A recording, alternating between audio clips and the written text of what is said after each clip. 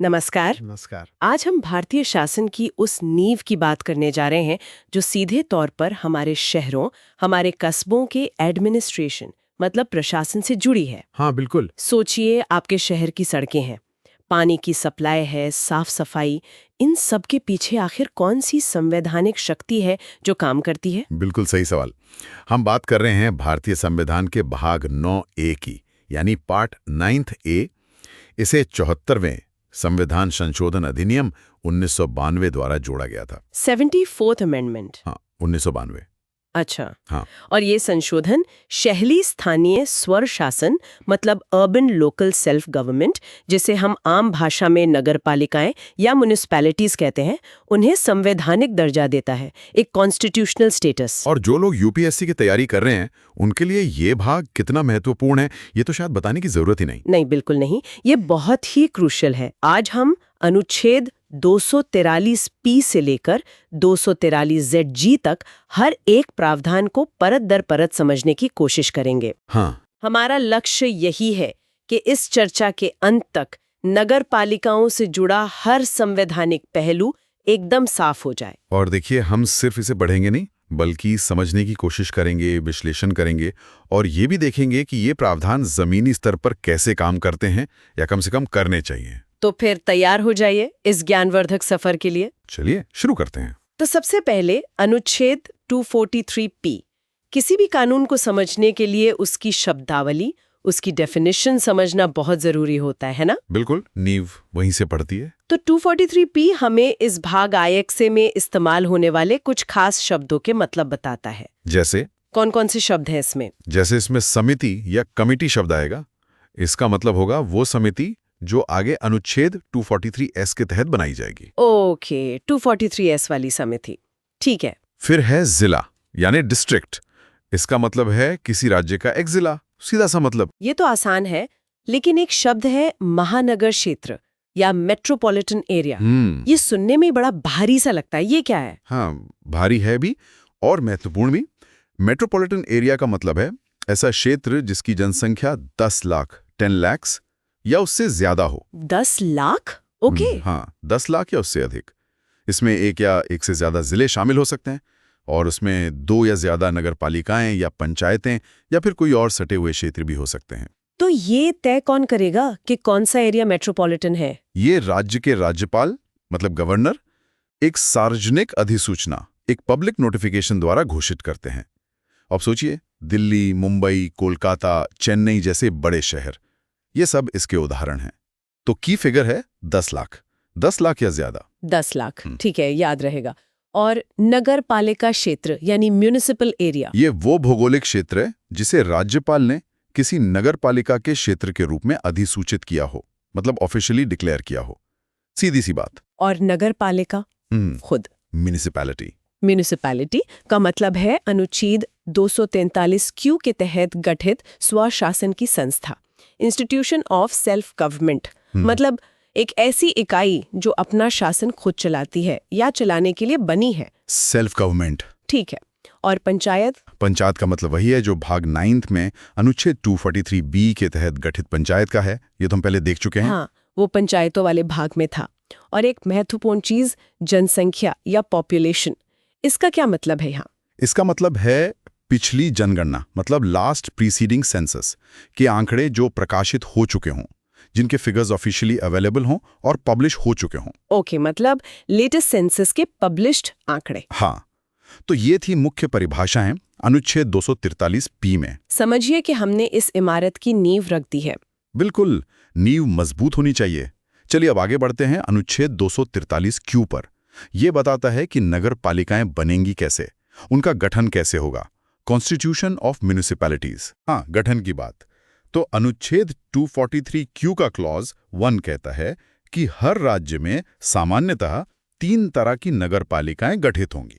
3 तरह की? कौन कौन सी? पहली है नगर पंचायत। ये होती है संक्रमणशील क्षेत्र के लिए, ट्रांजिशनल एरिया। संक्रमणशील क्षेत्र मतलब ऐसा क्षेत्र जो गांव से शहर में बदल रहा है, ट्रांजिशन में है। सोचिए कोई बड़ा गांव है जो अब धीरे धीरे शहरी सुविधाएं पाने लगा है, उसका कैरेक्टर बदल रहा है, वहां नगर पंचायत बनेगी। ओके, गांव से शहर बनता हुआ एरिया, ठीक है। दूसरी है नगर पालिका परिषद, म्युनिसिपल काउंसिल।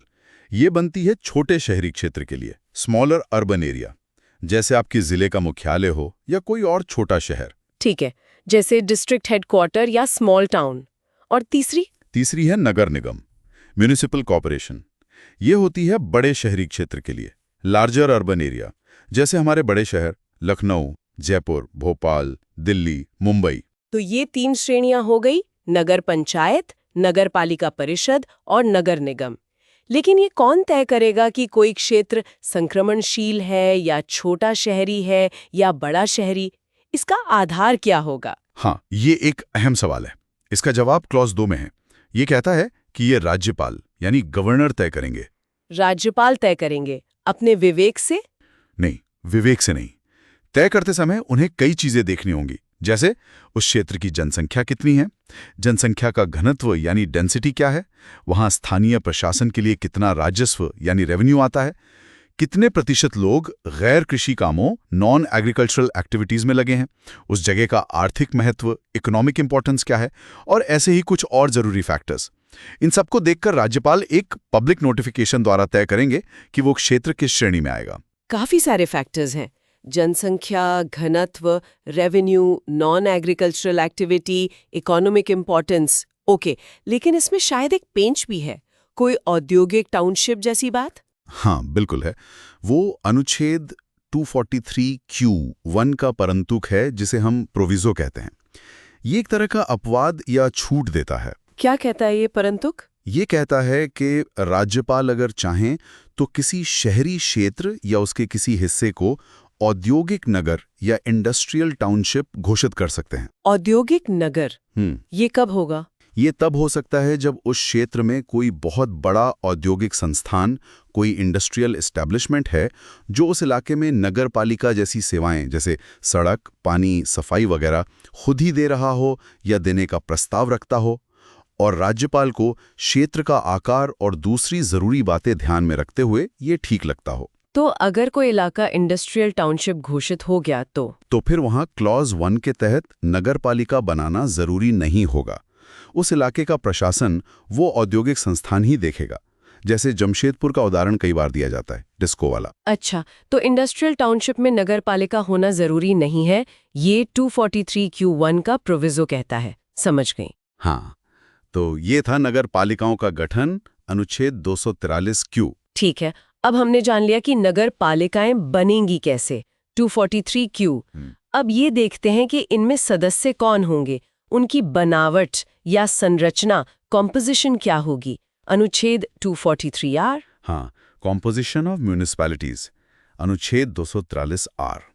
इसका क्लॉज 1 बिल्कुल साफ कहता है कि क्लॉज 2 के प्रावधानों को छोड़कर नगर पालिका की सभी सीटें प्रत्यक्ष चुनाव यानी डायरेक्ट इलेक्शन से भरी जाएंगी। डायरेक्ट इलेक्शन मतलब जनता सीधे वोट डालकर चुनेगी? हाँ, बिल्कुल। जैसे हम लोकसभा के लिए MP या विधानसभा के लिए MLA चुनते हैं, वैसे ही नगर पालिकाओं के लिए सदस्य, जिन्हें हम पार्षद या कॉर्पोरेटर, काउंसिलर कहते हैं, वो सीधे जनता चुनेगी। और इसके लिए पूरे नगर पालिका क्षेत्र को अलग अलग वार्डों में बांटा जाएगा।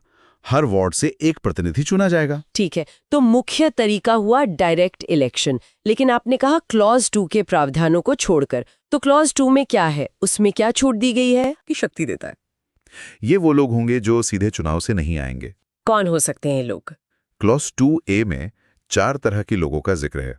ऐसे लोग जिन्हें नगरपालिका प्रशासन का विशेष ज्ञान या अनुभव हो, मतलब एक्सपर्ट्स। अच्छा, एक्सपर्ट्स को नॉमिनेट कर सकते हैं। और Lok Sabha, house of the people, और उस राज्य की विधानसभा, लेजिस्लेटिव असेंबली के सदस्य यानी MPs और MLAs, जिनके निर्वाचन क्षेत्र, जिनकी कॉन्स्टिट्यूएंसी पूरी तरह या आंशिक रूप से उस नगरपालिका क्षेत्र में आती हो। मतलब उस इलाके के MP और MLA भी नगरपालिका के सदस्य हो सकते हैं? हो सकते हैं, अगर राज्य का कानून ऐसा प्रावधान करे तो। राज्यसभा, और अगर राज्य में विधान परिषद है तो उसके सदस्य यानी राज्यसभा मेंबर्स और MLCs जो उस नगर पालिका क्षेत्र के वोटर के रूप में रजिस्टर्ड हो। ओके, राज्यसभा MPs और MLCs जो वहां के वोटर हो।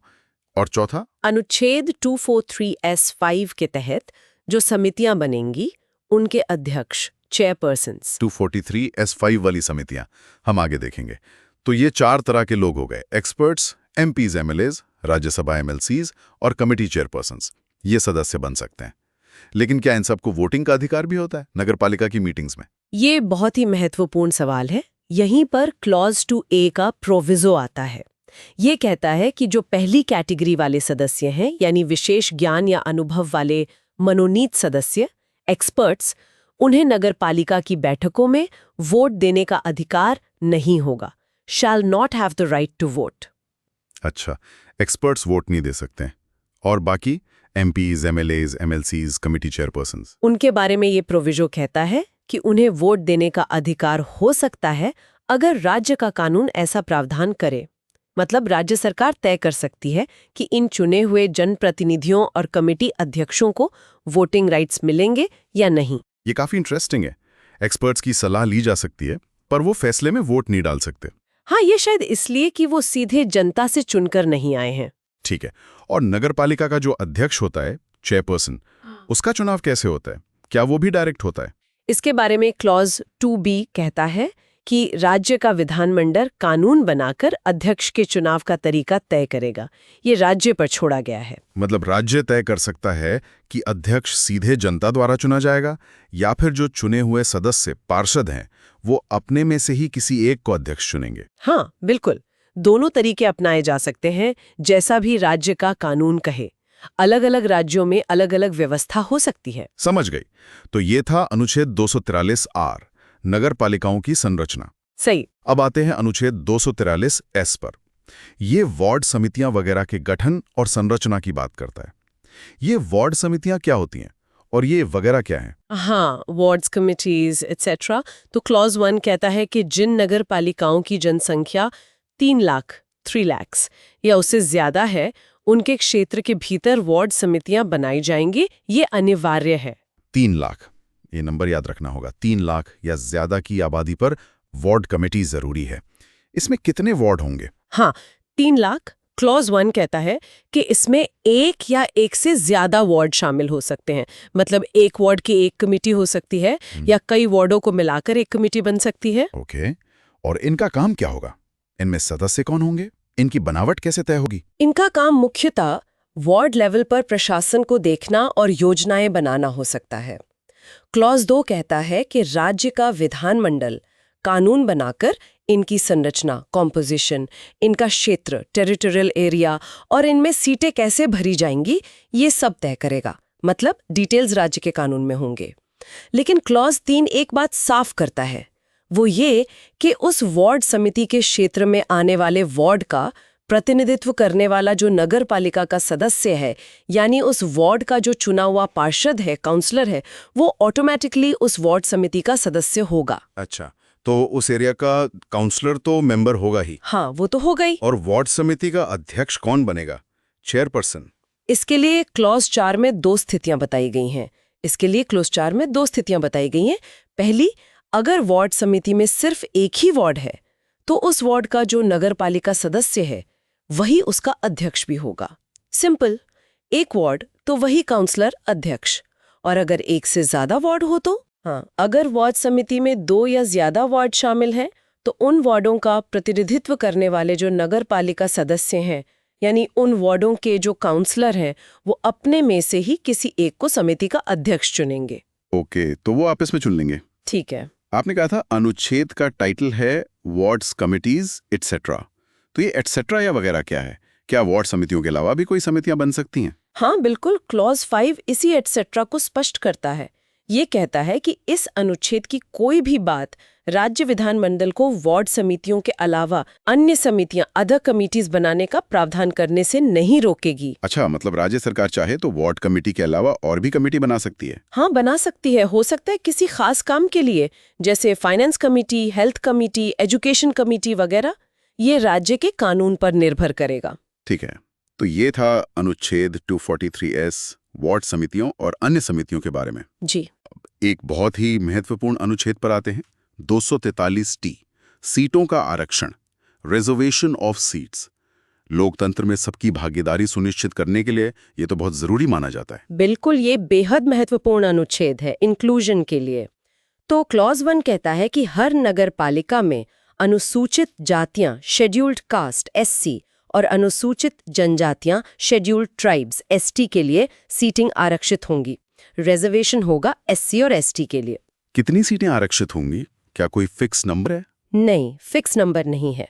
सीटों की संख्या उसी अनुपात में होगी, उसी प्रोपोर्शन में होगी जिस अनुपात में उस नगर पालिका क्षेत्र की कुल जनसंख्या में एससी या एसटी की जनसंख्या है। मतलब अगर किसी नगर पालिका एरिया में 20% आबादी एससी है तो वहां की कुल सीटों में से लगभग 20% सीटें एससी के लिए आरक्षित होंगी। ओके, जनसंख्या के अनुपात में।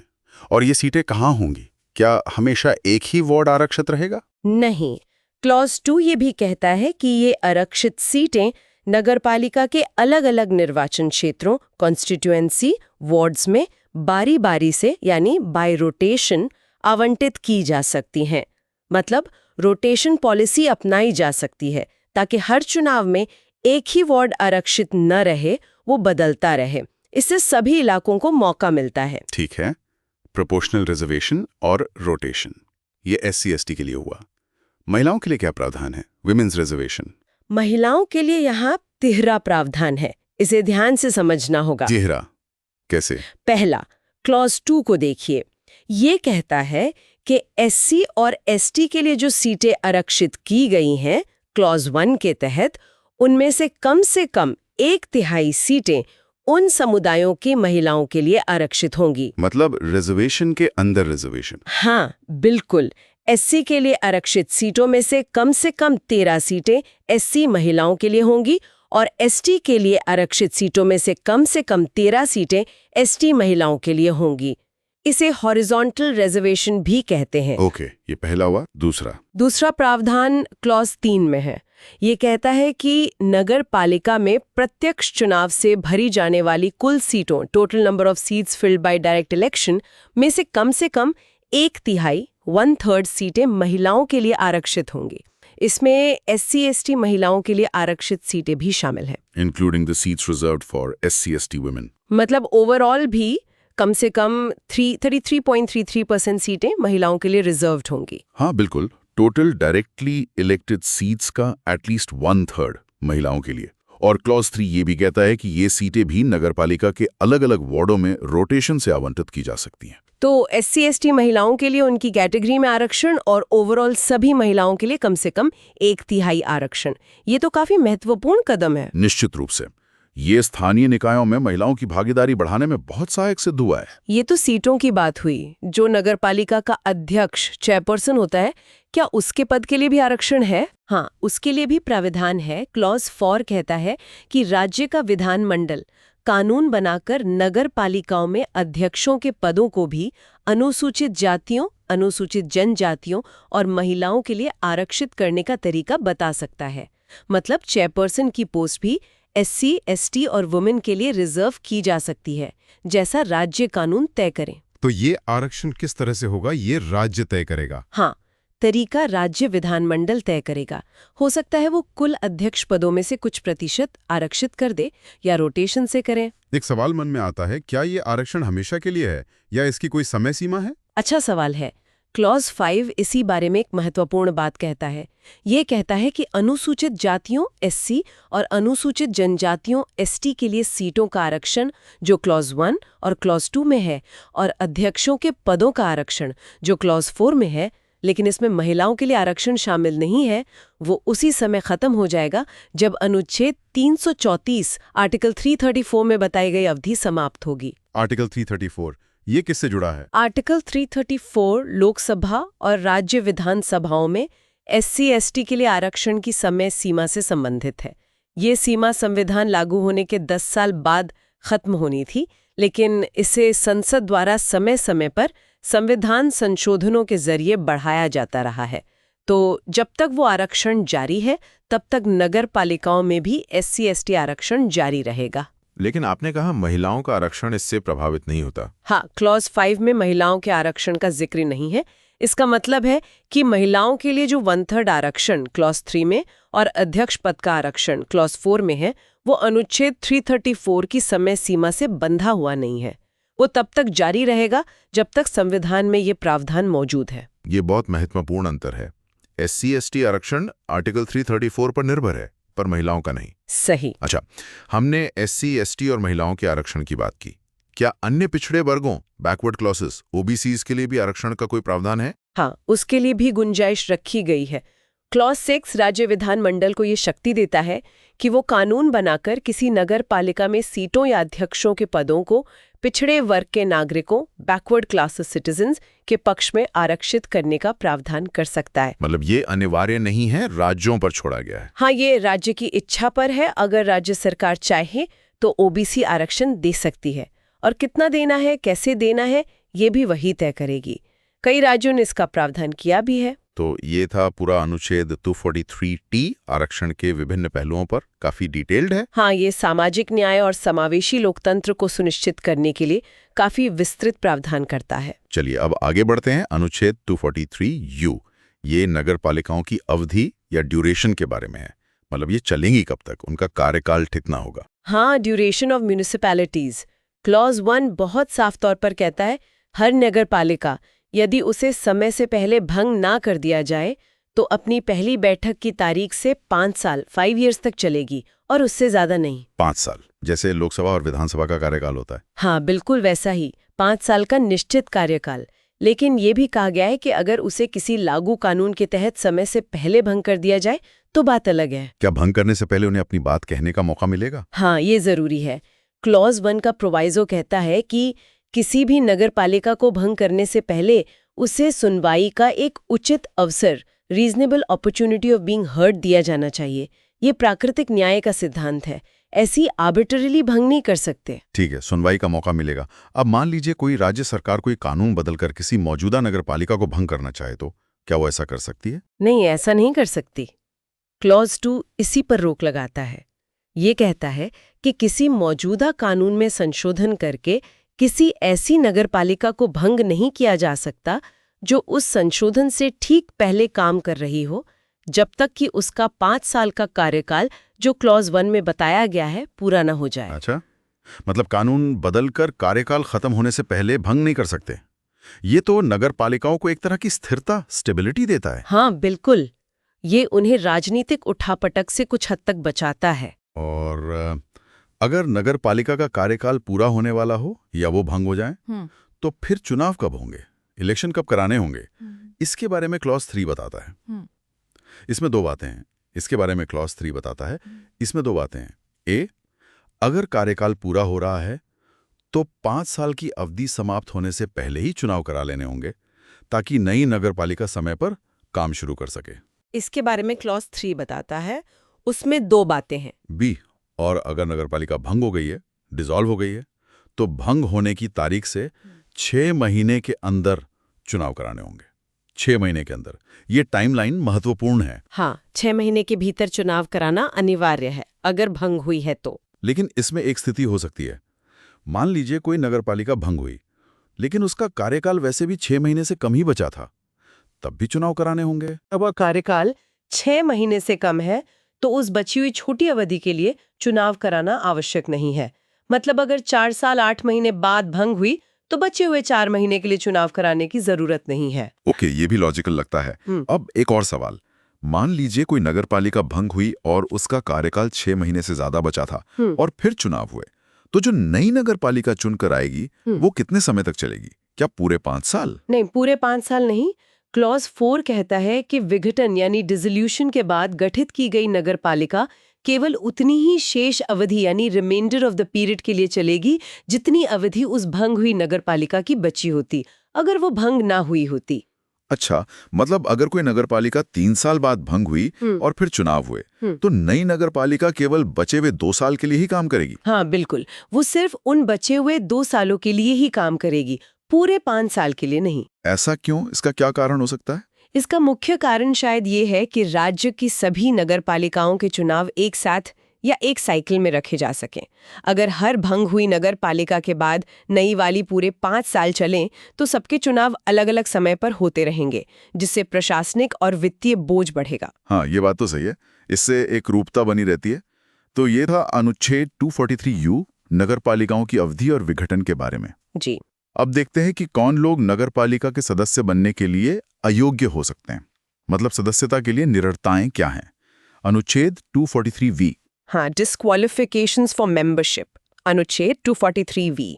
क्लॉज 1 दो मुख्य आधार बताता है जिनसे कोई व्यक्ति नगर पालिका का सदस्य चुने जाने के लिए या सदस्य बने रहने के लिए अयोग्य हो सकता है। क्या है वो दो आधार? पहला आधार है अगर वो व्यक्ति संबंधित राज्य के विधानमंडल के चुनाव के प्रयोजनों के लिए उस समय लागू किसी कानून के तहत अयोग्य हो। मतलब जो व्यक्ति उस राज्य में एमएलए बनने के लिए अयोग्य है, वो नगरपालिका का सदस्य पार्षद बनने के लिए भी अयोग्य होगा। हाँ, मोटे तौर पर यही मतलब है। जो डिस्क्वालिफिकेशंस एमएलए इलेक्शंस के लिए लागू होती हैं, वो यहाँ भी लागू होंगी। लेकिन इसमें एक चीज है, एमएलए बनने के लिए न्यूनतम आयु 25 साल चाहिए होती है। तो क्या पार्षद बनने के लिए भी 25 साल चाहिए? नहीं, यहीं पर क्लॉज 1A का प्रोवाइजो आता है। ये एक महत्वपूर्ण अपवाद है। ये कहता है कि किसी व्यक्ति को केवल इस आधार पर अयोग्य नहीं ठहराया जाएगा कि उसकी आयु 25 वर्ष से कम है, अगर उसने 21 वर्ष की आयु पूरी कर ली है। अच्छा, तो नगरपालिका का सदस्य बनने के लिए न्यूनतम आयु 21 साल है, 25 साल नहीं। हाँ, बिल्कुल। Minimum age for membership is 21 years. ये याद रखने वाली बात है। ठीक है, तो पहला आधार हो गया राज्य विधानमंडल के लिए अयोग्यता, उम्र के अपवाद के साथ।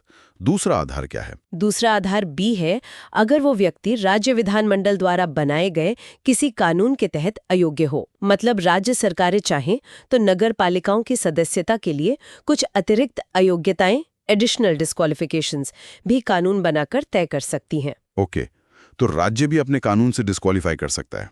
ठीक है, अब मान लीजिए कोई सदस्य चुन लिया गया और बाद में ये सवाल उठता है कि वो क्लॉज 1 के तहत अयोग्य हो गया है या नहीं।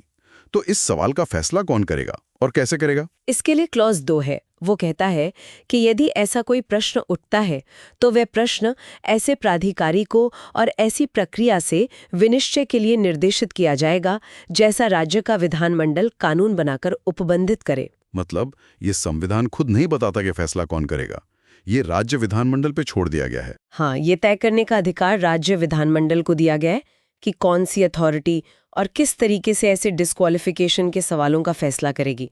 ये राज्य के म्युनिसिपल कानूनों में लिखा होगा। ठीक है, तो ये था अनुच्छेद 243V, सदस्यता के लिए अयोग्यताएं, न्यूनतम आयु 21 साल। ये जरूर याद रखना है। हाँ, बिल्कुल। अब आते हैं शायद सबसे जरूरी सवाल पर। ये नगर पालिकाएं आखिर काम क्या करेंगी?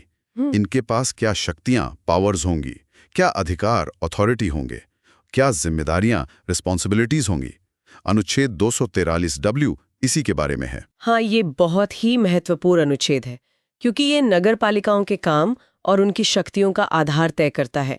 अनुच्छेद 243W राज्य विधानमंडल को ये शक्ति देता है कि वो कानून बनाकर नगर पालिकाओं को ऐसी शक्तियां और प्राधिकार, अथॉरिटी सौंपें जो उन्हें स्वशासन की संस्थाओं, इंस्टीट्यूशंस ऑफ सेल्फ गवर्नमेंट के रूप में काम करने में सक्षम बनाने के लिए आवश्यक हों। स्वशासन की संस्थाओं के रूप में काम करने में सक्षम बनाने के लिए इसका क्या मतलब है? किस तरह की शक्तियां दी जा सकती हैं? इसका मतलब है कि उन्हें सिर्फ नाम के लिए लोकल बॉडी नहीं बनाना है, बल्कि उन्हें वास्तविक शक्तियां देनी है ताकि वो अपने क्षेत्र का शासन प्रभावी ढंग से चला सकें। कानून में इन शक्तियों और जिम्मेदारियों को नगरपालिकाओं को सौंपने के प्रावधान हो सकते हैं, कुछ शर्तों और सीमाओं के साथ। और ये जिम्मेदारियां किन कामों से संबंधित होंगी? कानून दो मुख्य तरह की जिम्मेदारियों का जिक्र करता है जो नगरपालिकाओं को सौंपी जा सकती हैं। आर्थिक विकास और सामाजिक न्याय, economic development and social justice. Planning for economic development and social justice. ऐसी स्कीमों को कार्यान्वित करना या ऐसे काम करना जो उन्हें सौंपे जाएं। इसमें वो विषय भी शामिल हैं जो संविधान की 12वीं अनुसूची में दिए गए हैं। 12वीं अनुसूची, 12th शेड्यूल, ये कहाँ से आई? इसमें क्या है? हाँ, 12वीं अनुसूची। इसे भी 74वें संशोधन ने ही संविधान में जोड़ा था। जैसे पंचायतों के लिए 11वीं अनुसूची है, वैसे ही नगरपालिकाओं के लिए 12वीं अनुसूची है।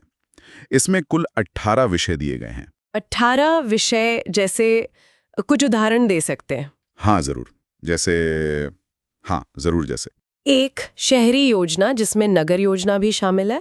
हाँ जरूर, जैसे 2, भूमि उपयोग का विनिमयन और भवनों का निर्माण। Regulation of land use and construction of buildings. हाँ जरूर, जैसे 3, आर्थिक और सामाजिक विकास योजना। Planning for economic and social development. हाँ जरूर, जैसे 4, सड़कें और पुल। Roads and bridges. हाँ जरूर, जैसे 5 घरेलू, औद्योगिक और वाणिज्यिक प्रयोजनों के लिए जल आपूर्ति। Water supply. हाँ, जरूर। जैसे 6 लोक स्वास्थ्य, स्वच्छता, सफाई और कूड़ा करकट प्रबंधन। Public health, sanitation, conservancy and solid waste management. हाँ, जरूर। जैसे 7 अग्निशमन सेवाएं। Fire services. हाँ, जरूर। जैसे 8 शहरी वानिकी, पर्यावरण का संरक्षण और पारिस्थितिक पहलुओं की अभिवृद्धि। Urban forestry, protection of the environment and promotion of ecological aspects. हाँ, जरूर। जैसे समाज के दुर्बल वर्गों के हितों का संरक्षण, जिनमें विकलांग और मानसिक रूप से मंद व्यक्ति शामिल हैं। हाँ, जरूर। जैसे 10 गंदी बस्ती सुधार और उन्नयन। हाँ। जरूर। हाँ। जैसे 11 शहरी निर्धनता उन्मूलन। हाँ। जरूर। हाँ। जैसे 12 शहरी सुविधाओं जैसे पार्क, उद्यान, खेल के मैदानों की व्यवस्था। हाँ। जरूर। हाँ। जैसे 13 सांस्कृतिक, शैक्षणिक और सौंदर्यपरक पहलुओं की अभिवृद्धि। हाँ।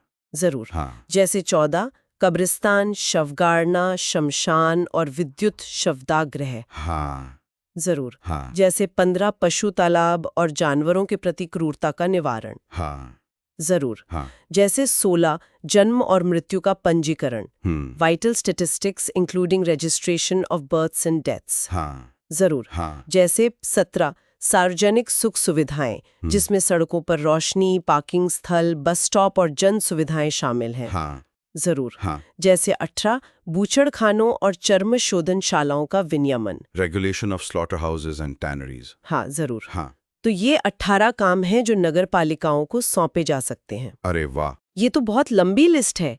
इसमें तो शहर के जीवन से जुड़ी लगभग हर चीज आ गई। सड़क, पानी, सफाई, स्वास्थ्य, प्लानिंग, पार्क, स्ट्रीट लाइट, यहाँ तक कि जन्म मृत्यु पंजीकरण भी। डब्ल्यू का क्लॉज बी कहता है कि राज्य विधानमंडल कानून बनाकर अनुच्छेद 243(s) के तहत बनी समितियों जैसे वार्ड समितियां या अन्य समितियों को भी ऐसी शक्तियां और प्राधिकार दे सकता है जो उन्हें अपनी सौंपी गई जिम्मेदारियां निभाने के लिए आवश्यक हों, और इन जिम्मेदारियों में 12वीं अनुसूची के विषय भी शामिल हो सकते हैं। मतलब शक्तियों का विकेंद्रीकरण, डिसेंट्रलाइजेशन, वार्ड लेवल तक हो सकता है। हाँ, इसका उद्देश्य यही है कि शक्तियां निचले स्तर तक जाएं। तो ये था अनुच्छेद 243(w) नगर पालिकाओं की शक्तियां, अधिकार और जिम्मेदारियां। अब अगला लॉजिकल सवाल आता है, काम करने के लिए पैसा चाहिए, तो नगर पालिकाओं के पास पैसा कहाँ से आएगा? क्या वो टैक्स लगा सकती हैं? उनकी निधियां, फंड्स कैसे बनेंगी? अनुच्छेद 243(x) इसी बारे में है। बिल्कुल सही। बिना फाइनेंस के कोई भी संस्था काम नहीं कर सकती। अनुच्छेद 243(x) power to impose taxes by and funds of the municipalities इसी वित्तीय पहलू को देखता है। यह अनुच्छेद राज्य विधानमंडल को अधिकार देता है कि वो कानून बनाकर कुछ व्यवस्थाएं करे। क्या व्यवस्थाएं? 4 मुख्य बातें हैं। राज्य विधानमंडल कानून बनाकर नगर पालिकाओं को कुछ कर, टैक्सेस, शुल्क, ड्यूटीज, पथकर, टोल्स और फीस लगाने, लेवी वसूलने, कलेक्ट और अपने पास रखने, अप्रोप्रिएट करने के लिए अधिकृत कर सकता है, ऑथराइज कर सकता है। मतलब नगर पालिकाएं खुद टैक्स लगा सकते हैं, जैसे प्रॉपर्टी टैक्स। हाँ, जैसे property tax, water tax, advertisement tax वगैरह। लेकिन कौन से टैक्स कितनी दर पर कैसे वसूले जाएंगे, इसकी प्रक्रिया और सीमाएं, प्रोसीजर्स एंड लिमिट्स सब राज्य के कानून में बताई जाएंगी। ठीक है, ये तो हुआ खुद टैक्स लगाने का अधिकार। दूसरा क्या है? राज्य विधानमंडल कानून बनाकर राज्य सरकार द्वारा लगाए और वसूले गए कुछ टैक्स, शुल्क, पथकर और फीस नगर पालिकाओं को सौंपने का प्रावधान कर सकता है। मतलब राज्य सरकार टैक्स कलेक्ट करे और उसका हिस्सा या पूरा का पूरा नगर पालिकाओं को दे दे। अच्छा, मतलब राज्य के टैक्स रेवेन्यू में से हिस्सा देना। हाँ, इसके उद्देश्य क्या होंगे, क्या शर्तें होंगी, क्या सीमाएं होंगी, ये सब भी राज्य का कानून तय करेगा। ओके। तीसरा, राज्य की संचित निधि, consolidated fund of the state से नगर पालिकाओं को सहायता, अनुदान, ग्रांट्स एंड एड देने का प्रावधान करना।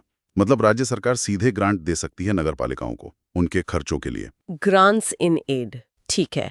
और चौथा, नगर पालिकाओं के लिए निधियों, फंड्स के गठन का प्रावधान करना। मतलब ऐसी व्यवस्था बनाना कि नगर पालिकाओं के पास अपना एक फंड हो जिसमें उनका सारा पैसा, चाहे वो टैक्स से आया हो या ग्रांट से या कहीं और से, वो जमा हो सके और उसी फंड से वो अपने खर्चे के लिए पैसा निकाल सकें, जैसे म्यूनिसिपल फंड। तो ये 4 तरीके हो गए: खुद टैक्स लगाना, राज्य के टैक्स का हिस्सा मिलना, राज्य से ग्रांट मिलना और अपना एक फंड बनाना। इससे उनकी वित्तीय स्थिति मजबूत हो सकती है। हाँ, ये प्रावधान उन्हें वित्तीय स्वायत्ता, फाइनेंशियल ऑटोनॉमी देने की दिशा में एक कदम है। हालांकि ये कितना कारगर होगा ये इस पर निर्भर करता है कि राज्य विधानमंडल उन्हें कितनी शक्तियां और संसाधन देता है। सही बात है। अब ये जो पैसों का लेन देन होगा, राज्य और नगर पालिकाओं के बीच बंटवारा होगा, इसकी सिफारिश करने के लिए क्या कोई व्यवस्था है, जैसे केंद्र और राज्यों के बीच फाइनेंस कमीशन होता है? हाँ, बिल्कुल है। अनुच्छेद 243Y इसी के बारे में है। वित्त आयोग, फाइनेंस कमीशन। यह अनुच्छेद कहता है कि अनुच्छेद 243I के तहत गठित वित्त आयोग ही नगर पालिकाओं की वित्तीय स्थिति, फाइनेंशियल पोजीशन की भी समीक्षा करेगा। अनुच्छेद 243I ये तो पंचायतों के लिए वित्त आयोग का प्रावधान करता है ना? हाँ, बिल्कुल।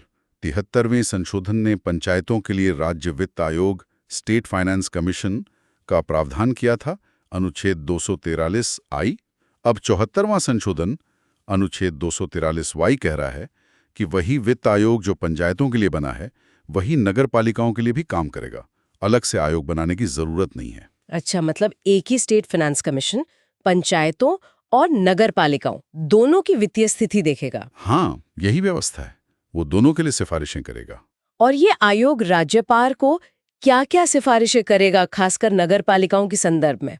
अनुच्छेद 243Y1 बताता है कि ये आयोग मुख्य रूप से निम्नलिखित मामलों पर राज्यपाल को सिफारिशें करेगा। वो सिद्धांत जो नियंत्रित करेंगे कि राज्य द्वारा लगाए गए टैक्स, शुल्क, पथकर, फीस आदि की जो शुद्ध आय होती है, उसका राज्य और नगर पालिकाओं के बीच वितरण कैसे हो, और फिर राज्य के हिस्से में से विभिन्न स्तर की नगर पालिकाओं के बीच उनके हिस्से का आवंटन कैसे हो।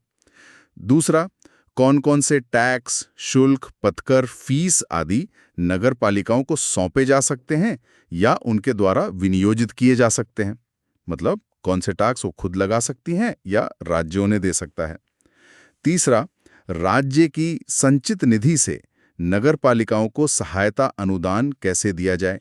मतलब पैसों के बंटवारे, टैक्स सौंपने और ग्रांट देने के क्या सिद्धांत होने चाहिए, ये बताएगा। हाँ, और इसके अलावा डे नगर पालिकाओं की वित्तीय स्थिति को सुधारने के लिए क्या-क्या उपाय करने जरूरी हैं, इस पर भी सिफारिश देगा। कोई भी अन्य मामला जो राज्यपाल नगर पालिकाओं के अच्छे वित्त, साउंड फाइनेंस के हित में आयोग को सौंपे, तो ये आयोग एक तरह से नगर पालिकाओं की फाइनेंशियल हेल्थ को सुधारने का रोड मैप देगा। हाँ, इसका उद्देश्य यही है। और जब ये आयोग अपनी सिफारिशें राज्यपाल को दे देगा तो उनका क्या होगा? क्लॉज 2 कहता है कि राज्यपाल आयोग द्वारा की गई प्रत्येक सिफारिश को और उस पर सरकार ने क्या कार्रवाई की है या करने का विचार है, इसके स्पष्टीकरण ज्ञापन, एक्सप्लेनेटरी मेमोरेंडम के साथ राज्य विधानमंडल, स्टेट लेजिस्लेचर के समक्ष रखवाएंगे। मतलब सिफारिशें विधानमंडल में रखी जाएंगी ताकि उन पर बहस हो सके और सरकार की जवाबदेही तय हो सके। हाँ, बिल्कुल। ये ट्रांसपेरेंसी और अकाउंटेबिलिटी के लिए जरूरी है। ठीक है, तो ये था अनुच्छेद 243Y राज्य वित्त आयोग के बारे में। अब पैसों का हिसाब किताब रखना और उसकी जांच होना भी तो बहुत जरूरी है, वरना गड़बड़ी होने का डर रहता है। तो क्या ऑडिट का भी कोई प्रावधान है? हाँ, बिल्कुल है। अनुच्छेद 243Z इसी के बारे में है। नगर पालिकाओं के लेखाओं की संपरीक्षा, audit of accounts of municipalities. इसमें क्या कहा गया है? ये एक बहुत ही सीधा और सरल प्रावधान है। ये कहता है कि राज्य का विधानमंडल कानून बनाकर नगर पालिकाओं द्वारा खाते बनाए रखने, मेंटेनेंस ऑफ अकाउंट्स और उन खातों की लेखा परीक्षा, ऑडिटिंग के संबंध में प्रावधान कर सकता है। मतलब अकाउंट्स कैसे मेंटेन होंगे और उनका ऑडिट कैसे होगा, ये सब राज्य सरकार कानून बनाकर तय करेगी। हाँ, ये संविधान ने राज्य विधानमंडल पर छोड़ दिया है कि वो ऑडिट की क्या व्यवस्था बनाते हैं। हो सकता है वो राज्य के ऑडिटर जनरल या किसी और एजेंसी को ये जिम्मेदारी दें। ठीक है, तो ऑडिट का प्रावधान राज्य कानून द्वारा होगा, अनुच्छेद 243Z। सही। अब आते हैं चुनाव पर। हमने पहले देखा कि सदस्य डायरेक्ट इलेक्शन से चुने जाते हैं, 243R। लेकिन ये चुनाव कराएगा कौन, कैसे होंगे, इसकी पूरी प्रक्रिया क्या होगी? अनुच्छेद 243ZA नगर पालिकाओं के लिए निर्वाचन, इलेक्शंस टू द म्युनिसिपैलिटीज। हाँ, चुनाव लोकतंत्र का आधार हैं। अनुच्छेद 243ZA का क्लॉज 1 बहुत ही महत्वपूर्ण है। ये कहता है कि नगर पालिकाओं के सभी चुनावों के लिए मतदाता सूची, इलेक्टोरल रूल्स तैयार कराने का काम और उन सभी चुनावों के संचालन का अधीक्षण, निदेशन और नियंत्रण, सुपरिंटेंडेंस, डायरेक्शन एंड कंट्रोल, एक राज्य निर्वाचन आयोग, स्टेट इलेक्शन कमीशन में निहित होगा। स्टेट इलेक्शन कमीशन, ये वही है जिसका जिक्र पंचायतों के चुनाव के लिए अनुच्छेद 243 में किया गया था। हाँ, बिल्कुल वही। अनुच्छेद 243 ZA1 में स्पष्ट लिखा है कि ये वही राज्य निर्वाचन आयोग होगा जिसका जिक्र अनुच्छेद 243 में है। तो इसका मतलब ये हुआ कि पंचायतों और नगर पालिकाओं दोनों के चुनाव कराने की जिम्मेदारी एक ही बॉडी की है, स्टेट इलेक्शन कमीशन। हाँ बिल्कुल, एक ही राज्य निर्वाचन आयोग राज्य में होने वाले सभी स्थानीय निकायों, लोकल बॉडीज, चाहे वो ग्रामीण हो, पंचायत या शहरी नगर पालिका की चुनाव कराएगा। ये एक महत्वपूर्ण प्रावधान है जो स्थानीय चुनावों की निष्पक्षता सुनिश्चित करने में मदद करता है। ठीक है, तो चुनाव कराने का जिम्मा राज्य निर्वाचन आयोग का, और चुनाव से जुड़े बाकी मामलों पर कानून कौन बनाएगा, जैसे चुनाव की प्रक्रिया, नामांकन, वोटों की गिनती वगैरह? उसके लिए क्लॉज 2 है। वो कहता है कि इस संविधान के प्रावधानों के अधीन रहते हुए राज्य का विधानमंडल कानून बनाकर नगर पालिकाओं के चुनावों से संबंधित या उससे जुड़े सभी मामलों पर प्रावधान कर सकता है। मतलब चुनाव कैसे होंगे, इसकी विस्तृत प्रक्रिया राज्य के कानून जैसे स्टेट म्युनिसिपल एक्ट में निर्धारित होगी। तो मुख्य जिम्मेदारी राज्य निर्वाचन आयोग की और बाकी डिटेल्स राज्य विधानमंडल के कानून में। ये है अनुच्छेद 243 ZA। जी हाँ। अब तक हमने जो भी बात की वो राज्यों के संदर्भ में थी, लेकिन भारत में केंद्र शासित प्रदेश, यूनियन टेरिटरीज, यूटीज भी है। तो क्या ये सारे प्रावधान, ये पूरा भाग 9A उन पर भी लागू होता है? अनुच्छेद 243 ZB इसी सवाल का जवाब देता है। हाँ, एप्लीकेशन टू यूनियन टेरिटरीज अनुच्छेद 243 ZB कहता है कि इस भाग पार्ट 9A के प्रावधान केंद्र शासित प्रदेशों पर भी लागू होंगे। वैसे ही लागू होंगे जैसे राज्यों पर, लगभग वैसे ही, लेकिन कुछ बदलावों के साथ। जब ये प्रावधान यूटीज पर लागू होंगे तो जहां कहीं राज्य के राज्यपाल का जिक्र आया है, उसे उस केंद्र शासित प्रदेश का प्रशासक माना जाएगा जिसे अनुच्छेद 239 के तहत नियुक्त किया गया है। और जहां कहीं राज्य का विधानमंडल या राज्य की विधानसभा का जिक्र आया है, उसे उस केंद्र शासित प्रदेश की विधानसभा माना जाएगा, अगर उस यूटी में विधानसभा है तो। अच्छा, मतलब दिल्ली और पुडुचेरी जैसे यूटीज जहां अपनी विधानसभा है, वहां राज्य विधानमंडल का मतलब उनकी विधानसभा होगी, और जहां विधानसभा नहीं है वहां, जैसे चंडीगढ़, लद्दाख, हाँ, जहां विधानसभा नहीं है वहां विधानमंडल वाले प्रावधान उस रूप में लागू नहीं होंगे। वहां प्रशासक के माध्यम से या संसद द्वारा बनाए गए कानून के तहत व्यवस्था होगी। क्या इसमें कोई अपवाद भी है? क्या राष्ट्रपति इसमें कुछ बदलाव कर सकते हैं? हाँ, एक प्रोवाइजो है अनुच्छेद 243 ZB में। वो कहता है कि भारत के राष्ट्रपति, प्रेसिडेंट, चाहे तो एक सार्वजनिक अधिसूचना, पब्लिक नोटिफिकेशन द्वारा ये निर्देश दे सकते हैं कि ये भाग पार्ट 9A किसी भी केंद्र शासित प्रदेश या उसके किसी हिस्से पर कुछ ऐसे अपवादों, एक्सेप्शंस और संशोधनों, मॉडिफिकेशंस के साथ लागू होगा जैसा वो उस अधिसूचना में निर्दिष्ट करें। मतलब राष्ट्रपति चाहें तो यूटीज के लिए इन प्रावधानों में कुछ फेरबदल कर सकते हैं। ओके, तो सामान्यतः लागू होगा पर राष्ट्रपति बदलाव कर सकते हैं। ये हुआ 243 ZB। सही। अब एक और सवाल, क्या भारत में कुछ ऐसे क्षेत्र भी हैं जहां ये नगरपालिका वाले कानून, ये पूरा भाग 9A लागू ही नहीं होता? अनुच्छेद 243 ZC part not to apply to certain areas. हाँ, कुछ ऐसे क्षेत्र हैं जिन्हें इस भाग के दायरे से बाहर रखा गया है। अनुच्छेद 243 ZC का क्लॉज 1 कहता है कि ये भाग पार्ट 9A 2 तरह के क्षेत्रों पर लागू नहीं होगा। अनुच्छेद 244 के क्लॉज 1 में निर्दिष्ट अनुसूचित क्षेत्र, शेड्यूल्ड एरियाज, ये मुख्यतः आदिवासी बहुल क्षेत्र होते हैं जो 5वीं अनुसूची 5th शेड्यूल के तहत आते हैं। अनुच्छेद 244 के क्लॉज 2 में निर्दिष्ट जनजातीय क्षेत्र, ट्राइबल एरियाज, ये मुख्यतः उत्तर पूर्व के राज्यों असम, मेघालय, त्रिपुरा, मिजोरम में है और 6ठी अनुसूची 6th शेड्यूल के तहत आते हैं। तो शेड्यूल्ड एरियाज 5th शेड्यूल और ट्राइबल एरियाज 6th शेड्यूल पर नगर पालिकाओं वाले ये प्रावधान लागू नहीं होते। उनके प्रशासन के लिए अलग व्यवस्थाएं हैं। हाँ, उनके प्रशासन के लिए संविधान में और संसद द्वारा बनाए गए कानूनों में विशेष प्रावधान है जो उनकी स्वायत्तता और संस्कृति का ध्यान रखते हैं। इसलिए पार्ट 9A सीधे तौर पर वहां लागू नहीं होता। ठीक है, क्लॉज 1 में तो ये 2 क्षेत्र हो गए, क्लॉज 2 भी है इसमें? हाँ, क्लॉज 2 विशेष रूप से पश्चिम बंगाल के दार्जिलिंग जिले के पहाड़ी क्षेत्रों, हिल एरियाज के बारे में बात करता है। ये कहता है कि इस भाग की कोई भी बात उस समय लागू किसी कानून के तहत गठित दार्जिलिंग गोरखा हिल काउंसिल DGHC के कार्यों और शक्तियों को प्रभावित नहीं करेगी। हालांकि ये ध्यान रखना चाहिए कि DGHC की जगह अब GTA गोरखालैंड टेरिटोरियल एडमिनिस्ट्रेशन आ गया है, लेकिन संविधान का मूल पार्ट DGHC का ही जिक्र करता है। अच्छा, तो दार्जिलिंग हिल एरिया की तत्कालीन काउंसिल के काम पर भी इसका असर नहीं होगा? हाँ, उस समय की स्थिति के अनुसार यह प्रावधान था। लेकिन क्या संसद चाहे तो इन क्षेत्रों में, मतलब शेड्यूल्ड एरियाज और ट्राइबल एरियाज में, नगर पालिकाओं वाले प्रावधानों को लागू कर सकती है? हाँ, संसद को ये शक्ति दी गई है।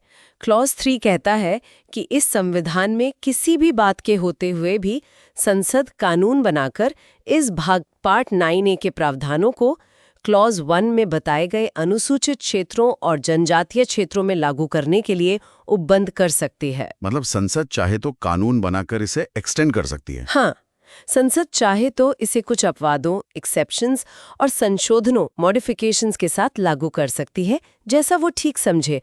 और महत्वपूर्ण बात यह है कि ऐसे कानून को अनुच्छेद 368 के प्रयोजनों के लिए संविधान का संशोधन नहीं माना जाएगा। मतलब इसे सामान्य बहुमत से पारित किया जा सकता है। ओके, तो सामान्यता लागू नहीं, पर संसद कानून बनाकर लागू कर सकती है। यह है अनुच्छेद 243 GC। जी। अब हम प्लानिंग या योजना निर्माण की तरफ आते हैं। हमने देखा कि नगरपालिकाओं का एक काम आर्थिक विकास और सामाजिक न्याय के लिए योजना बनाना है। बिल्कुल। लेकिन पूरे जिले के लेवल पर, जिसमें गांव भी हैं और शहर भी, एक समन्वित विकास योजना, एक कोऑर्डिनेटेड डेवलपमेंट प्लान कैसे बनेगी? इसके लिए अनुच्छेद 243 ZD में एक विशेष समिति का प्रावधान है, जिला योजना समिति, committee for district planning, DPC। हाँ, डिस्ट्रिक्ट प्लानिंग कमेटी, DPC। ये बहुत ही महत्वपूर्ण संस्था है विकेंद्रीकृत योजना, डिसेंट्रलाइज्ड प्लानिंग के लिए। अनुच्छेद 243 ZD का क्लॉज 1 कहता है कि प्रत्येक राज्य में जिला स्तर पर एट द डिस्ट्रिक्ट लेवल एक जिला योजना समिति का गठन किया जाएगा। ये अनिवार्य है। हर जिले में एक DPC बनेगी। हाँ। इसका काम क्या होगा? इसका मुख्य काम होगा उस जिले की पंचायतों, ग्रामीण स्थानीय निकाय और नगर पालिकाओं, शहरी स्थानीय निकाय द्वारा तैयार की गई योजनाओं को समेकित करना, उनको एक साथ लाना और फिर पूरे जिले के लिए विकास योजना का एक मसौदा, ड्राफ्ट डेवलपमेंट प्लान तैयार करना। मतलब गांव और शहर की योजनाओं को मिलाकर पूरे जिले के लिए एक इंटीग्रेटेड मास्टर प्लान बनाना। हाँ, बिल्कुल यही, ताकि पूरे जिले का विकास एक समन्वित तरीके से हो सके। ऐसा ना हो कि पंचायतें कुछ और कर रही हैं और नगर पालिकाएं कुछ और। ये तो बहुत जरूरी लगता है। इस समिति में सदस्य कौन होंगे? इसका कॉम्पोजिशन क्या होगा? क्लॉज 2 कहता है कि राज्य का विधानमंडल कानून बनाकर इसकी संरचना, कॉम्पोजिशन, इसमें सीटें कैसे भरी जाएंगी, मैनर ऑफ फिलिंग सीट्स, जिला योजना से संबंधित कौन से कार्य इसे सौंपे जाएंगे, functions relating to district planning, और इसके अध्यक्ष, चेयरपर्सन को किस तरह से चुना जाएगा, ये सब तय करेगा।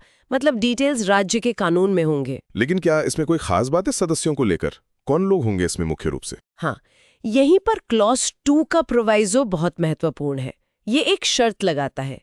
ये कहता है कि इस समिति के जो कुल सदस्य होंगे उनमें से कम 4/5 सदस्य जिला स्तर की पंचायत यानी जिला पंचायत और उस जिले की नगर पालिकाओं के चुने हुए सदस्य, इलेक्टेड मेंबर्स द्वारा अपने में से ही चुने जाएंगे। 4/5 मतलब 80% सदस्य। हाँ, कम से कम 80% सदस्य जिला पंचायत और नगर पालिकाओं के चुने हुए प्रतिनिधि होंगे, जो आपस में से ही इन DPC सदस्यों को चुनेंगे। और ये चुनाव कैसे होगा? क्या ग्रामीण और शहरी क्षेत्रों का बराबर प्रतिनिधित्व होगा? नहीं, बराबर नहीं। प्रोवाइजो ये भी कहता है कि ये चुनाव जिले के ग्रामीण क्षेत्रों, रूरल एरियाज, और शहरी क्षेत्रों, अर्बन एरियाज की जनसंख्या के अनुपात में होगा। मतलब जिस क्षेत्र की जनसंख्या ज्यादा, वहां से ज्यादा प्रतिनिधि DPC में आएंगे, इन 80% में से। तो ये तो जमीनी लोकतंत्र को मजबूती देता है, क्योंकि जिले की प्लानिंग में 80% लोग सीधे जनता के चुने हुए प्रतिनिधि पंचायतों और नगरपालिकाओं के होंगे। बिल्कुल, यही इसका उद्देश्य है कि प्लानिंग नीचे से ऊपर, बॉटम अप जाए, न कि ऊपर से थोपी जाए। ठीक है। अब जब ये DPC जिले के लिए ड्राफ्ट डेवलपमेंट प्लान बनाएगी तो उसे किन बातों का ध्यान रखना होगा? क्लॉज 3 कुछ बातें बताता है जिनका ध्यान DPC को रखना होगा। उसे ध्यान रखना होगा। ए, पंचायतों और नगरपालिकाओं के बीच साझा हित के मामले, मैटर्स ऑफ कॉमन इंटरेस्ट, जैसे स्थानिक योजना, स्पेशल प्लानिंग, मतलब जमीन का उपयोग कैसे हो, जल और अन्य भौतिक एवं प्राकृतिक संसाधनों का बंटवारा, sharing of water and other physical and natural resources, बुनियादी ढांचे का एकीकृत विकास, इंटीग्रेटेड डेवलपमेंट ऑफ इंफ्रास्ट्रक्चर, जैसे सड़कें, बिजली और पर्यावरण संरक्षण, इन्वायरमेंटल कंजर्वेशन, इन सब कॉमन मुद्दों पर ध्यान देना होगा। बी, राज्य सरकार द्वारा निर्दिष्ट उद्देश्य और प्राथमिकताएं। सी, उपलब्ध संसाधनों की मात्रा और प्रकार, extent and type of available resources, चाहे वो वित्तीय हो, फाइनेंशियल या अन्य, जैसे मानव संसाधन। मतलब हवा में प्लान नहीं बनाना है, रिसोर्स देखकर बनाना है। ओके, कॉमन इंटरेस्ट के मुद्दे, रिसोर्सेज और डीपीसी को ऐसी संस्थाओं और संगठनों से परामर्श करना होगा जैसा राज्यपाल आदेश द्वारा निर्दिष्ट करे। मतलब एक्सपर्ट बॉडीज या एनजीओज वगैरह से भी सलाह लेनी पड़ सकती है। ठीक है, तो इन सब बातों का ध्यान रखकर डीपीसी ड्राफ्ट प्लान तैयार करेगी। फिर उस ड्राफ्ट प्लान का क्या होगा?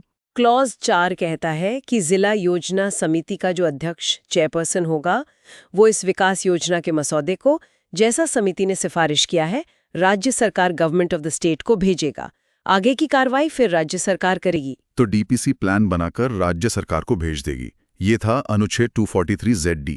हाँ, अब जैसे जिले के लिए डीपीसी है, वैसे ही जो बड़े शहर हैं, महानगर क्षेत्र, मेट्रोपॉलिटन एरिया, जिनकी आबादी 10 लाख से ज्यादा है, क्या उनके लिए भी ऐसी कोई प्लानिंग कमेटी का प्रावधान है? हाँ बिल्कुल है। अनुच्छेद 243ZE इसी के बारे में है। महानगर योजना समिति, committee for metropolitan planning, MPC। Metropolitan planning committee, MPC। हाँ, क्लॉज 1 कहता है कि प्रत्येक महानगर क्षेत्र में एक महानगर योजना समिति का गठन किया जाएगा। इसका काम होगा पूरे महानगर क्षेत्र के लिए विकास योजना का मसौदा, ड्राफ्ट डेवलपमेंट प्लान तैयार करना। याद है ना, महानगर क्षेत्र मतलब 10 लाख प्लस जनसंख्या वाला क्षेत्र। अनुच्छेद 243P में परिभाषा थी। हाँ, 10 लाख प्लस। तो जैसे डीपीसी जिले के लिए प्लान बनाती है, MPC पूरे मेट्रोपॉलिटन एरिया के लिए बनाएगी। बिल्कुल। इसकी संरचना और सदस्यों का चुनाव कैसे होगा? क्या ये भी डीपीसी जैसा ही है? थोड़ा अलग है। क्लॉज 2 कहता है कि राज्य का विधानमंडल कानून बनाकर MPC की संरचना, सीटें भरने का तरीका, इसमें केंद्र सरकार और राज्य सरकार तथा अन्य संगठनों या संस्थाओं का प्रतिनिधित्व, रिप्रेजेंटेशन, कैसे होगा, इसे महानगर क्षेत्र की योजना और समन्वय, प्लानिंग एंड कोऑर्डिनेशन से संबंधित कौन से कार्य सौंपे जाएंगे और इसके अध्यक्ष को चुनने का तरीका, ये सब तय करेगा। तो इसमें केंद्र और राज्य सरकार का भी प्रतिनिधित्व हो सकता है। ये डीपीसी में नहीं था शायद। हाँ, ये एक अंतर है। MPC में सेंट्रल और स्टेट गवर्नमेंट के रिप्रेजेंटेटिव भी हो सकते हैं, अगर राज्य कानून ऐसा प्रावधान करे। और चुने हुए सदस्यों का क्या? जैसे डीपीसी में 80% थे, MPC में भी चुने हुए सदस्यों का बहुमत जरूरी है, लेकिन अनुपात थोड़ा अलग है। क्लॉज 2 का प्रोविजो कहता है कि MPC के कुल सदस्यों में से कम 2/3 उस महानगर क्षेत्र की नगर पालिकाओं के चुने हुए elected members of the municipalities और उस क्षेत्र में आने वाली पंचायतों के अध्यक्षों, chairpersons of the panchayats, if any, द्वारा अपने में से ही चुने जाएंगे। 2/3 मतलब कम से कम 66.67% सदस्य। हाँ, एटलीस्ट 2/3 सदस्य नगर पालिकाओं के चुने हुए प्रतिनिधि और पंचायतों के अध्यक्ष, अगर उस मेट्रो एरिया में पंचायतें भी आती हैं, होंगे। और इनका चुनाव कैसे होगा? ये चुनाव भी उस महानगर क्षेत्र में नगर पालिकाओं की जनसंख्या और पंचायतों की जनसंख्या का अगर है तो के अनुपात, ratio between the population of the municipalities end of the panchayats में होगा। तो यहाँ भी चुने हुए प्रतिनिधियों का बहुमत है, पर डीपीसी के 80% से कम है, 66.67%। हाँ, थोड़ा कम है, शायद इसलिए क्योंकि मेट्रोपॉलिटन प्लानिंग में केंद्र और राज्य सरकार की एजेंसियों की भूमिका ज्यादा होती है। ठीक है, अब जब MPC मेट्रोपॉलिटन एरिया के लिए ड्राफ्ट डेवलपमेंट प्लान बनाएगी, तो उसे किन बातों का ध्यान रखना होगा? क्या ये डीपीसी से कुछ अलग है? हाँ, क्लॉज 3 बताता है कि MPC को किन बातों का ध्यान रखना है। कुछ बातें डीपीसी जैसी हैं और कुछ अतिरिक्त हैं जो मेट्रोपॉलिटन एरिया के लिहाज से जरूरी हैं। क्या क्या है वो? पहला, ए, ध्यान रखना होगा। पहला, ए, ध्यान रखना होगा। पहला ए, ध्यान रखना होगा। पहला ए, ध्यान रखना होगा। आई, उस महानगर क्षेत्र की नगर पालिकाओं और पंचायतों, अगर हैं तो, द्वारा तैयार की गई योजनाएं। ये डीपीसी जैसा है। पहला ए, ध्यान रखना होगा। आईवी, नगर पालिकाओं और पंचायतों के बीच साझा हित के मामले, स्थानिक योजना, संसाधनों का बंटवारा, एकीकृत इंफ्रास्ट्रक्चर विकास, पर्यावरण संरक्षण। ये भी डीपीसी जैसा है। पहला ए, ध्यान रखना होगा। आईवी, भारत सरकार और राज्य सरकार द्वारा निर्धारित समग्र उद्देश्य और प्राथमिकताएं, overall objectives and priorities set by the government of India and the government of the state. ये डीपीसी से अतिरिक्त है। पहला ए, ध्यान रखना होगा। आईवा, भारत सरकार और राज्य सरकार की संस्थाओं और अभिकरणों, एजेंसीज द्वारा उस महानगर क्षेत्र में किए जाने वाले या संभावित निवेशों, investments likely to be made, की सीमा और प्रकृति और अन्य उपलब्ध संसाधन, वित्तीय और अन्य। ये भी डीपीसी से अतिरिक्त है, क्योंकि बड़े शहरों में केंद्र और राज्य के निवेश ज्यादा होते हैं। तो एमपीसी को नेशनल और स्टेट लेवल की प्राथमिकताओं और निवेशों का भी ध्यान रखना होगा। हाँ, और दूसरा, डीपीसी की तरह ही एमपीसी को भी ऐसी संस्थाओं और संगठनों से परामर्श करना होगा जैसा राज्यपाल आदेश द्वारा निर्दिष्ट करें। ठीक है, तो इन सब बातों को ध्यान में रखकर एमपीसी ड्राफ्ट प्लान बनाएगी और इसका मसौदा भी राज्य सरकार को भेजा जाएगा। हाँ, क्लॉज 4 कहता है कि एमपीसी का अध्यक्ष विकास योजना के मसौदे को जैसा समिति ने सिफारिश की है राज्य सरकार को भेजेगा। तो ये थे योजना समितियां, डीपीसी अनुच्छेद 243ZD और एमपीसी अनुच्छेद 243ZE। ये विकेंद्रीकृत और समन्वित योजना के लिए बहुत महत्वपूर्ण लगते हैं। हाँ, ये 74वें संशोधन की एक बड़ी देन है। हालांकि इनका प्रभावी कार्यान्वयन कई राज्यों में अभी भी एक चुनौती है। वो तो है। चलिए, अब हम इस भाग के अंतिम पड़ाव की ओर बढ़ते हैं, अनुच्छेद 243ZF। ये उन कानूनों और नगर पालिकाओं के बारे में है जो 74वां संशोधन लागू होने, जो कि 1 जून 1993 को हुआ था, से पहले से मौजूद थे। उनका क्या हुआ? Continuance of existing laws and municipalities. हाँ, ये एक ट्रांजिशनल प्रावधान है। जब कोई नया कानून आता है तो पुराने सिस्टम का क्या होगा ये बताना जरूरी होता है।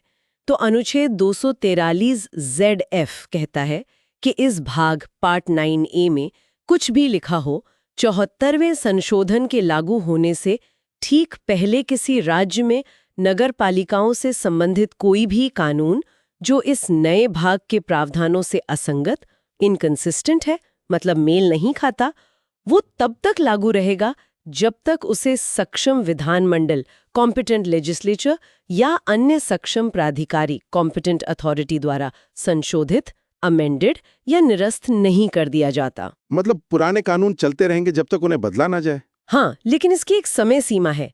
वो कानून या तो तब तक चलेंगे जब तक उन्हें बदल ना दिया जाए, या फिर इस संशोधन 74वें के लागू होने से 1 वर्ष 1 ईयर की समाप्ति तक, इन दोनों में से जो भी पहले हो।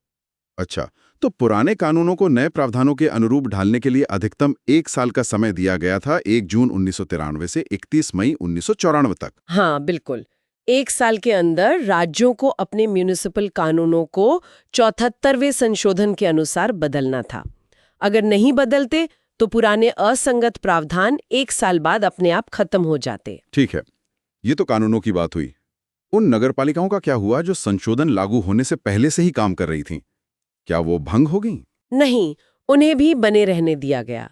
अनुच्छेद 243ZF का प्रोवाइजो कहता है कि 74वें संशोधन के लागू होने से ठीक पहले मौजूद सभी नगरपालिकाएं अपनी अवधि, ड्यूरेशन की समाप्ति तक बनी रहेंगी, जब तक कि उन्हें उस राज्य की विधानसभा, लेजिस्लेटिव असेंबली द्वारा, या यदि उस राज्य में विधान परिषद, लेजिस्लेटिव काउंसिल भी है, तो विधानमंडल के प्रत्येक सदन, each house of the legislator द्वारा इस आशय का प्रस्ताव पारित करके पहले ही भंग न कर दिया जाए। मतलब अगर राज्य विधानमंडल खास प्रस्ताव पारित करके भंग ना करें तो पुरानी नगरपालिकाएं अपना कार्यकाल पूरा कर सकती थीं। प्रावधानों के तहत गठित न हुई हों।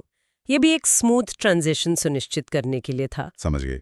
तो ये था अनुच्छेद 243ZF ट्रांजिशन के बारे में जी। और अब बिल्कुल आखिरी अनुच्छेद इस भाग का, अनुच्छेद 243ZG। ये कहता है निर्वाचन संबंधी मामलों में न्यायालयों के हस्तक्षेप पर रोक, bar to interference by courts in electoral matters. इसका क्या मतलब है? क्या नगरपालिका चुनावों से जुड़े मामलों को कोर्ट में चुनौती नहीं दी जा सकती? हाँ, ये अनुच्छेद चुनावी प्रक्रिया में अदालतों के हस्तक्षेप को सीमित करता है ताकि चुनाव समय पर और बिना ज्यादा रुकावट के हो सकें। ये कहता है कि इस संविधान में कुछ भी लिखा हो, दो बातें होंगी। क्या है वो दो बातें? अनुच्छेद 243 ZA के तहत जो निर्वाचन क्षेत्रों का परिसीमन मतलब वार्डों का निर्धारण या उन वार्डों में सीटों का आवंटन allotment of seats to such constituencies किया जाता है, जैसे कौन सा वार्ड आरक्षित होगा, तो इससे संबंधित किसी भी कानून की वैधता वैलिडिटी पर किसी भी अदालत में सवाल नहीं उठाया जाएगा। मतलब डिलिमिटेशन और सीट आवंटन के कानून को कोर्ट में चैलेंज नहीं कर सकते। हाँ, इस प्रावधान के अनुसार इनकी वैधता पर सवाल नहीं उठाया जा सकता। ये लेजिस्लेटिव या एग्जीक्यूटिव फंक्शन माने जाते हैं। ओके। और दूसरी बात, किसी भी नगरपालिका के चुनाव पर सवाल अगर उठाना है तो वो केवल एक चुनाव याचिका के माध्यम से ही उठाया जा सकता है, और ये याचिका ऐसे प्राधिकारी को और ऐसी रीति से मैनर्स प्रस्तुत की जाएगी जैसा राज्य का विधानमंडल कानून बनाकर निर्धारित करे। किसी और तरीके से चुनाव को चुनौती नहीं दी जा सकती। मतलब चुनाव प्रक्रिया जब चल रही हो तब कोर्ट उसमें हस्तक्षेप नहीं करेगा। चुनाव हो जाने के बाद अगर किसी को आपत्ति है तो वो निर्धारित अथॉरिटी के सामने इलेक्शन पिटीशन दायर कर सकता है। हाँ, बिल्कुल यही मतलब है। और ये सिद्धांत लोकसभा और विधानसभा चुनावों के लिए भी लागू होता है। आर्टिकल 329। उद्देश्य यही है कि एक बार चुनाव प्रक्रिया शुरू हो जाए तो वो पूरी हो, उसे बीच में रोका ना जाए। विवादों का निपटारा बाद में चुनाव याचिका के जरिए हो। ठीक है, तो कोर्ट का हस्तक्षेप परिसीमन और सीट आवंटन पर वर्जित है और चुनाव को चुनौती केवल इलेक्शन पिटीशन से ही दी जा सकती है, वो भी निर्धारित अथॉरिटी के पास। ये है अनुच्छेद 243 ZG का सार। हाँ, बिल्कुल। तो ये थी हमारी विस्तृत चर्चा भारतीय संविधान के भाग 9A पर, अनुच्छेद 243P से लेकर 243 ZG तक। सच कहूं तो दिमाग थोड़ा घूम गया है, थोड़ा हल्के अंदाज में। इतने सारे प्रावधान, क्लॉज, प्रोविजो। हाँ, ये है तो काफी डिटेल्ड, लेकिन शहरी प्रशासन की संवैधानिक नींव यही है। चलिए श्रोताओं की सुविधा के लिए कुछ मुख्य बातें, की टेकअवेज फटाफट दोहरा लेते हैं। हाँ, जरूर। एक क्विक रिकैप कर लेते हैं। 74th कॉन्स्टिट्यूशनल अमेंडमेंट एक्ट 1992 ने भाग 9A जोड़कर नगरपालिकाओं, शहरी स्थानीय निकायों को संवैधानिक दर्जा दिया। ठीक। दूसरा, हर राज्य में सामान्यतः 3 प्रकार की नगरपालिकाएं बनती हैं: नगर पंचायत, संक्रमणशील क्षेत्र, नगरपालिका परिषद, छोटा शहरी क्षेत्र, और नगर निगम, बड़ा शहरी क्षेत्र। ये वर्गीकरण राज्यपाल जनसंख्या, घनत्व, राजस्व आदि फैक्टर्स के आधार पर करते हैं। अनुच्छेद 243Q। औद्योगिक टाउनशिप इसका अपवाद हो सकती है। तीसरा, नगरपालिकाओं की ज्यादातर सीटें डायरेक्ट इलेक्शन से भरी जाती हैं। वार्ड मेंबर, पार्षद, कुछ मनोनीत सदस्य, experts, MP, MLA, MLC, committee chairpersons भी हो सकते हैं, पर एक्सपर्ट्स को वोटिंग अधिकार नहीं होता। अध्यक्ष का चुनाव राज्य विधानमंडल द्वारा तय तरीके से होता है। अनुच्छेद 243R। जिन नगरपालिकाओं की आबादी 3 लाख या उससे ज्यादा है उनमें वार्ड समितियां बनाना अनिवार्य है। राज्य चाहे तो अन्य समितियां भी बना सकता है। अनुच्छेद 243S। पांचवा, आरक्षण वाला। SC और ST के लिए उनकी जनसंख्या के अनुपात में सीटें आरक्षित है जो रोटेशन से आवंटित हो सकती हैं। कुल सीटों का कम से कम 13 महिलाओं के लिए आरक्षित है, जिसमें SC ST महिलाओं का आरक्षण भी शामिल है, ये भी रोटेशन से। अध्यक्ष का पद भी SC ST महिलाओं के लिए आरक्षित हो सकता है। OBC आरक्षण का प्रावधान राज्य विधानमंडल कर सकता है। अनुच्छेद 243T। SC ST आरक्षण आर्टिकल 334 से जुड़ा है, महिलाओं का नहीं। छठा, कार्यकाल। नगरपालिकाओं का कार्यकाल सामान्यतः 5 साल का होता है। पहली बैठक से भंग होने पर 6 महीने में चुनाव जरूरी है अगर 6 महीने से ज्यादा कार्यकाल बचा हो। भंग होने के बाद बनी नई नगरपालिका केवल शेष अवधि के लिए ही काम करती है। अनुच्छेद 243U। सातवां, योग्यता। सदस्य बनने के लिए न्यूनतम आयु 21 वर्ष है। अन्य अयोग्यताएं राज्य विधानमंडल के चुनाव कानूनों और राज्य द्वारा बनाए गए अन्य कानूनों के अनुसार होती हैं। अनुच्छेद 243V। काम आर्थिक विकास और सामाजिक न्याय के लिए योजना बनाना और उन्हें लागू करना है।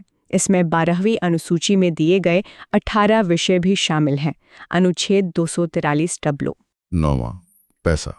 नगर पालिकाओं को टैक्स, शुल्क आदि लगाने, राज्य से करों का हिस्सा पाने, ग्रांट पाने और अपनी निधि बनाने का अधिकार राज्य विधानमंडल कानून बनाकर दे सकता है।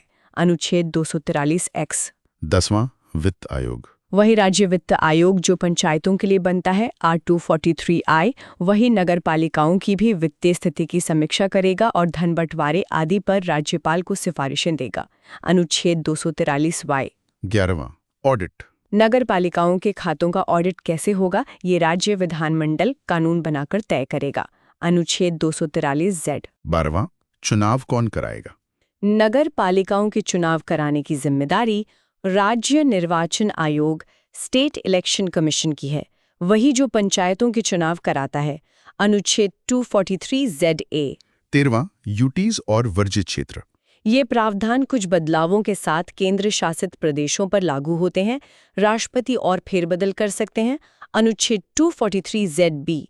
लेकिन ये शेड्यूल्ड एरियाज और ट्राइबल एरियाज पर लागू नहीं होते जब तक संसद कानून न बनाए।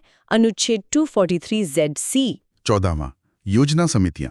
हर जिले में एक जिला योजना समिति, DPC, और हर महानगर क्षेत्र में एक महानगर योजना समिति, MPC, बनाना अनिवार्य है।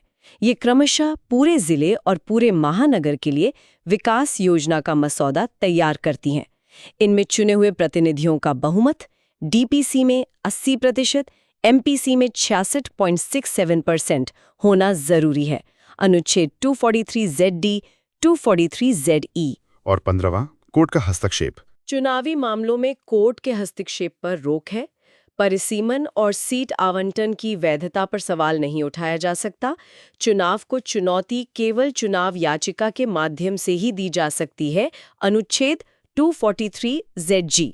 वाह, ये तो वाकई एक गहन मंथन था नगर पालिकाओं की संवैधानिक दुनिया का। उम्मीद है यूपीएससी की तैयारी करने वाले हमारे श्रोताओं को और बाकी सबको भी इससे बहुत मदद मिलेगी। हाँ, ये सिर्फ परीक्षा के लिए ही महत्वपूर्ण नहीं है, बल्कि एक जागरूक नागरिक होने के नाते भी हमें ये जानना चाहिए कि हमारे शहर कैसे चलते हैं, उनके पीछे का संवैधानिक आधार क्या है। बिल्कुल, ये अनुच्छेद सिर्फ शब्द नहीं है, ये हमारे लोकतंत्र को जमीनी स्तर तक, हमारे शहरों तक ले जाने का एक खाका है। और इन्हें समझना आपको न सिर्फ पॉलिटी के पेपर में अच्छे अंक दिला सकता है, बल्कि निबंध, एसे और इंटरव्यू में भी आपकी गहरी समझ को दर्शाएगा। आप अर्बन गवर्नेंस पर ज्यादा बेहतर तरीके से बात कर पाएंगे। तो इस जानकारी को सिर्फ अपने तक ही सीमित मत रखिए, इसे दोबारा सुनिए, जरूरत हो तो नोट्स बनाइए और हाँ, अपने दोस्तों के साथ शेयर जरूर कीजिए जो यूपीएससी या किसी भी प्रतियोगी परीक्षा की तैयारी कर रहे हैं। और अगर आपको हमारा ये प्रयास, ये चर्चा पसंद आई तो सुन लो यूपीएससी यूट्यूब चैनल को लाइक करें, शेयर करें